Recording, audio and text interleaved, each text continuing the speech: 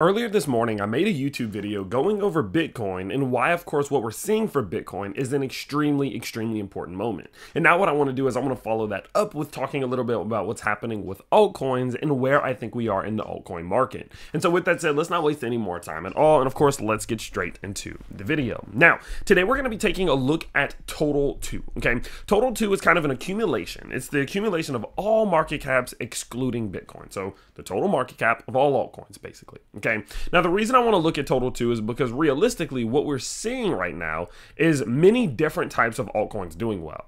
We got Pendle at 7%, AKT up 16, Core 15, Jasmy, Whiff, Sheep, Tia. And there's not a ton of congruency between these two, right? Like, there's not a ton of relation between Jasmy, Core, Shiba, and Whiff. That's a lot different between those multiple different cryptos. And so, of course, because of that, I think it makes the most sense to look at the accumulation of altcoins as a whole rather than individualizing down in this video. Now, what I really want to focus in on today, and this is going to be a super quick update, is what we just saw happen over the last 24 to 48 hours at $852 billion of market cap in the total market cap of altcoins. Now, the reason why what we just saw was so important, and really why I want to focus on it today, is because it does give us, of course, kind of the direction and just a general idea that the bulls are still willing to step in the moments in which they need to slow down the bears so that, of course, we can see this higher low established and this entire market continue upwards at some given point. I have true and pure conviction that this bull market's not over. I have pure conviction that we are going to see higher highs. I have pure conviction that, and over the next 12 to 16 months, we're going to see these cryptos go much higher than they are now. And of course, what we're seeing from the bulls stepping in, and what I'm about to explain to you in a second, does further confirm that conviction for me. Now, Tyler, what do you mean? Well, what we know is, of course, that the altcoin market absolutely rallied recently, right? Not all the way back to its all-time high yet, not all the way back up there, which does give me, again, even more conviction that we've never seen a market top out lower than its previous all-time high. It's just not happened, okay? It's just simply not happened. But anywho, I'm not going to get too deep into that. But what we can see is that, of course, yes, we started to see a bit of a rip to the upside over the, realistically, like, since 2023. Right, since 2023 up until where we are now, over the last year and a half, it's just been a rip to the upside. And we never really got, since this pullback here, this year at least, we never really got a true macro pullback. And once we started to get this macro pullback, I was very curious. I was somewhat concerned, but very curious about how the whales and the bulls who are bullish would step in the moments in which they need to. Would they just let this market fall? Will they just let it capitulate? Because if so, now that starts to change my tune a little bit. That starts to make me feel like, maybe this is a different market. Maybe this is something that's unusual. Maybe we're not in the massive bull market that I think we're in. Maybe things are going to get a little bit uglier than I was anticipating. But that's just not what we saw.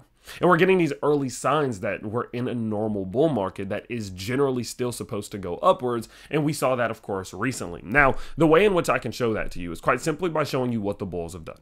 Okay, so what I want you to do is I want you to just look at this little range right here. Okay, and I have a couple red lines drawn. The first red line that I have drawn is right here. And what this does is it signals and implies key points of liquidity.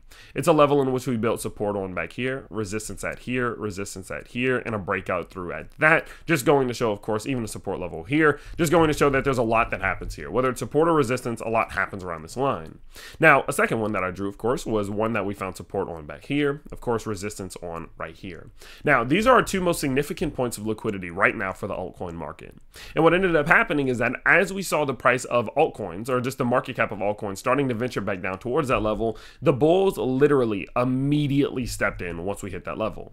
Once we immediately hit a key level of liquidity, the bulls stepped in. And when I say immediately, I mean immediately. Let's go down to the hourlies. Each one of these candles is an hour. And within the hour that we touch this level, we bounce back to the upside. Now, does that mean that the altcoin market is going to stay going upwards? Does that mean that this green is going to continue? No, it doesn't mean that, right? And at any given point, we could see this happen. And we could even lose this key level of support. That's not the point.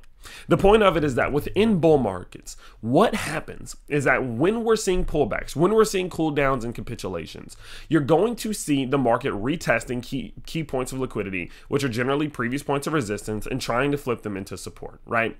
And the reason this is so important is because it slows the bears down on a consistent basis. And all you need to do during a bull market is slow the bears down during these pullbacks just enough to let them exhaust their resources resources, and then when the bulls step back in, we create a higher low and continue back upwards. And so in a situation like this, over time, we're going down and the bulls step in and we exhaust the bears a little bit. It goes down, we exhaust the bears, exhaust the bears, exhaust the bears, exhaust the bears, and then bam, they're too exhausted, we're overextended to the downside, and then we start to continue back into our bull market. That's what is happening there. Is the bulls are getting in and they're pushing the price back up as often as they possibly can, exhausting those bears, allowing it to get overextended to the downside before a continuation upwards. That's how bull markets are built.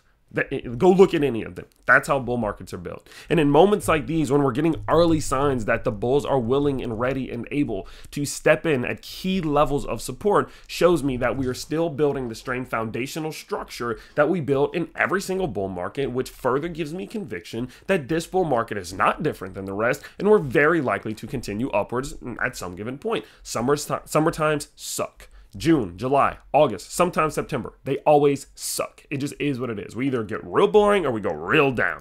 It is what it is. But I just do believe October, November, December, going into next year at some given point, we're going to see this market continue upwards. We're going to see this thing continue to rally, and we're going to put in higher highs. Now, I could be wrong, and you shouldn't be basing all of your investment decisions off what I'm saying.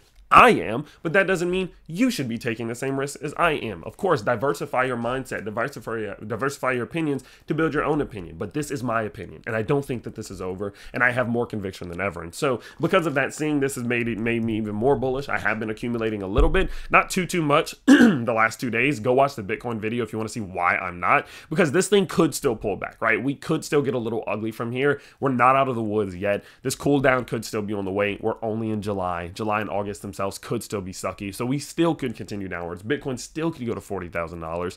But overall, it's the long term, it's the macro, it's the foundation of what is happening behind the scenes, the little small pieces to what's making this big puzzle. That's what's important to me, and they are still looking bullish. And so, of course, I will continue to update you guys with my opinions, my thoughts, and much more. So, of course, if you do enjoy these videos, all you need to do is just smash the like button on this one so more people see it, and subscribe to the channel so, of course, you never miss another one. But with that said, guys, I will continue to update you every single day, and I can't wait to see you all in the next ones. Peace out, everybody.